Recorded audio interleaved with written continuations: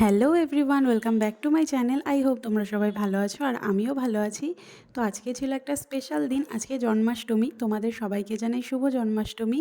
যদিও ভিডিওটা আমি একটু লেটেই আপলোড করছি, তবুও যাই হোক, এখন বাজে বিকেল 4টে। আমি রেডি হয়ে বেরিয়ে পড়েছি, যাচ্ছি বাড়িতে। কারণ প্রতি বছরের মতো এবছরেও আমাদের বাড়িতে জন্মাষ্টমীর পুজো হবে। আর প্রত্যেক বছরই মায়ের সাথে উপোস থাকি, তো এবছরেও সেম। আর জন্মাষ্টমী তো রাতের বেলাতেই হয়, তো দিনের বেলাতে পুজোর সেরকম কোনো কাজ নেই, সব কিছু মোটামুটি সন্ধ্যে থেকেই শুরু করা হবে। ওই জন্য আমি একটু লেট করেই যাচ্ছি। আর যাওয়ার পথে এখন ঢুকে পড়েছি এই মিষ্টির দোকানে। তো এখান থেকে গোপালের জন্য কিছু মিষ্টি নিয়ে তারপরে ফুলের দোকান থেকে ফুল নিয়ে যাব বাড়িতে। এই যে এটা একটা আর ওইটা একটা দিয়ে দাও। আর এখান থেকে গাঁদা ফুলের দুটো চেইন আর ডেকোরেশনের জন্য 1 প্যাকেট বেলুন নিয়ে নিলাম।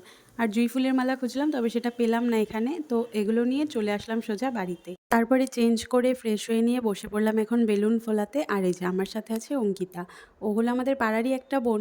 তো ও গোপাল ভীষণ ভালোবাসে, আর ওর খুব ইচ্ছে ছিল জন্মাষ্টমীর উপোস করার, সেই জন্য আমাদের সাথে সাথে ও উপোস করেছে। তো দুজনে মিলে বেলুনগুলো ফুলিয়ে নিলাম, আর এখন এগুলো আগে বিছানায় রেখে আসি, নয়তো এদিক ওদিক ছড়িয়ে ছিটিয়ে থাকলে সব ফেটে যাবে আর আবার নতুন করে ফোলাতে হবে। আর এই বেলুন ফোলাতে খুবই বিরক্ত লাগে, সেই জন্য আগে এটাকে সাবধানে রেখে দিই যাতে ফেটে না যায়। তারপরে সন্ধেবেলা আবার বনিদির সাথে বেরিয়েছিলাম ফুল আনতে। ওই যে তখন বললাম যে জুঁই ফুলের মালাটা পাইনি, তো সেটাই আনার জন্য গিয়েছিলাম। কি আদৌ পাওয়ার পেয়েছি একটা ছিল। ও আর কি নিব, গোলাপের পাপড়ি নিব। একটা দাও, একটা গোলাপের পাপড়ি নিব। তারপরে বাড়িতে এসে আরও একবার স্নান করে এখন একটু রেডি হয়ে নিয়েছি, কারণ এখন পুজোর সব কাজ শুরু করতে হবে। বাজে এখন 8:45, আর দেখতে দেখতে আবার 12টাও বেজে যাবে। তো চলো আর কথা না বাড়িয়ে এখন পুজোর সমস্ত কাজকর্ম শুরু করা যাক। টাটা, চলো। তারপরে আমরা লেগে পড়েছি কাজে। তো আমি এখানে ব্যাকগ্রাউন্ডটা সাজাচ্ছি, অঙ্কিতা আমাকে হেল্প করছে।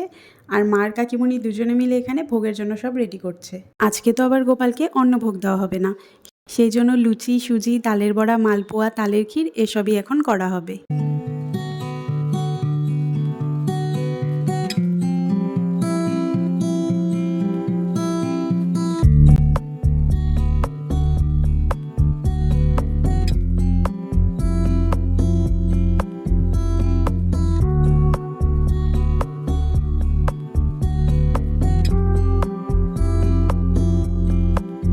একে এত গরম, তার উপরে দেখো আবার কারেন্টও চলে গেল।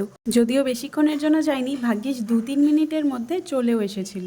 তারপরে ভোগের জন্য এখানে রান্না শুরু করে দিয়েছে। তো প্রথমেই হচ্ছে এখানে তালের ক্ষীর, আর তারপরে এক এক করে বাকিগুলোও করা হবে।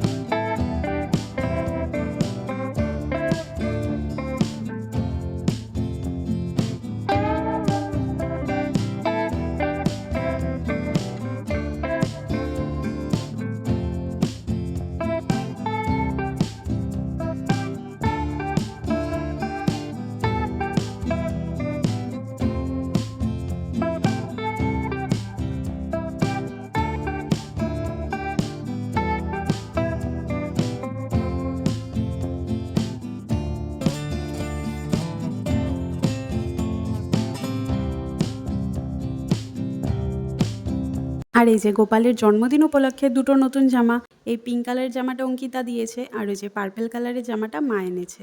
তো ভোগ রান্না করা তো এখন হয়ে গেছে, বাজে এখন প্রায় 11টার মতো। মা এদিকে এখন আমাদের ঘরের যে আরও বাকি ঠাকুর রয়েছে তাদের পুজো দিচ্ছে। আর তারপরে 12টা বাজলে গোপালকে স্নান করিয়ে সাজিয়ে গুছিয়ে গোপালকে ভোগ দেওয়া হবে। আমাদের পাড়ার অনেকে আবার তাদের গোপালকে নিয়ে একটু ঘুরতেও বেরিয়েছিল, তো দেখো আমাদের বাড়িতেও এসেছে।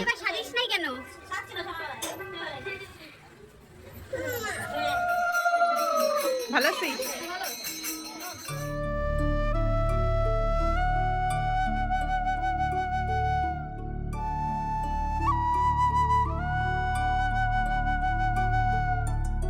আর এদিকে এখন আর টুকটাক কিছু রেডি করা বাকি আছে, তো এখন তাড়াতাড়ি করে সেগুলো গুছিয়ে নেব।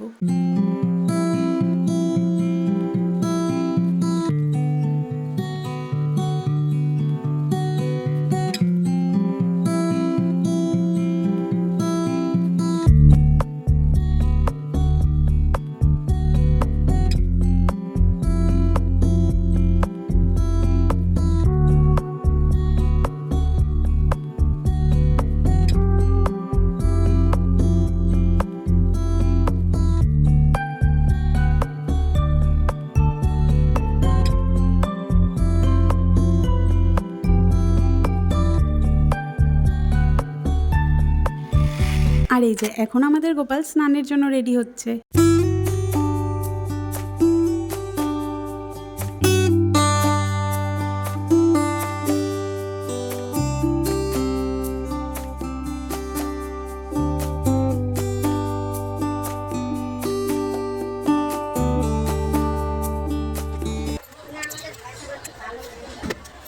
তুমি এমনি সুন্দর ঘি মধু দই দুধ দিয়ে তারপরে লাস্টে জল দিয়ে বান্টি আইসি কি ঝগড়া করতে বলি ও আমার সাথে ও আমার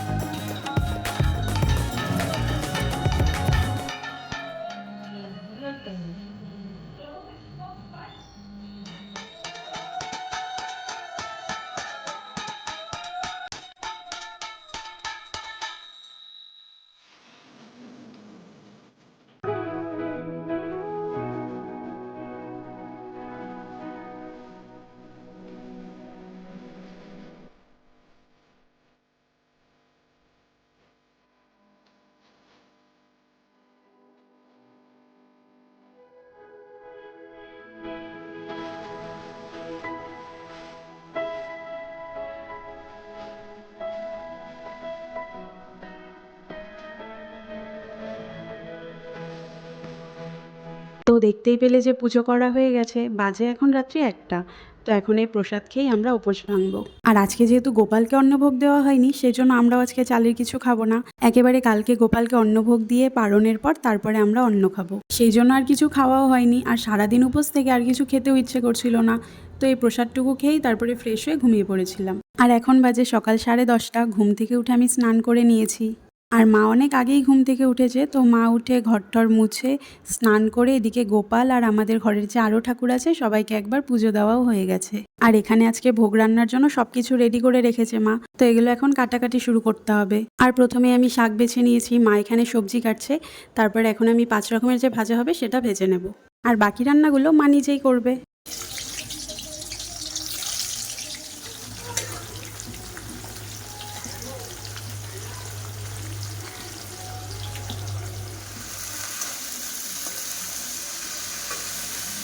তারপরে ভোগ রান্না হয়ে গেছে, তো করা হয়েছে খিচুড়ি, লাবড়া, 5 রকমের ভাজা, শাক ভাজা, আর এদিকে পায়েসটা বসানো হয়েছে। তো এটা করলেই হয়ে যাবে। ততক্ষণে আমি গোপালকে স্নান করিয়ে নতুন জামা পরিয়ে রেডি করে নেব।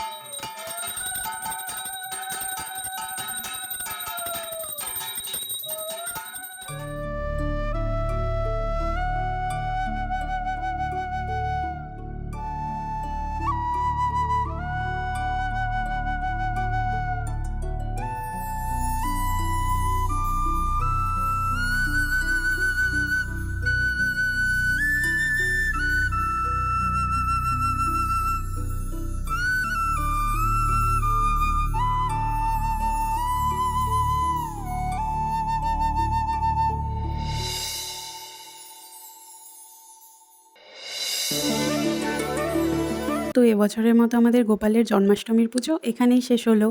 আর এই ভিডিওটাও এখানেই শেষ করছি। ভিডিওটা ভালো লাগলে লাইক কমেন্ট করো আর প্লিজ চ্যানেলটা সাবস্ক্রাইব করে দিও।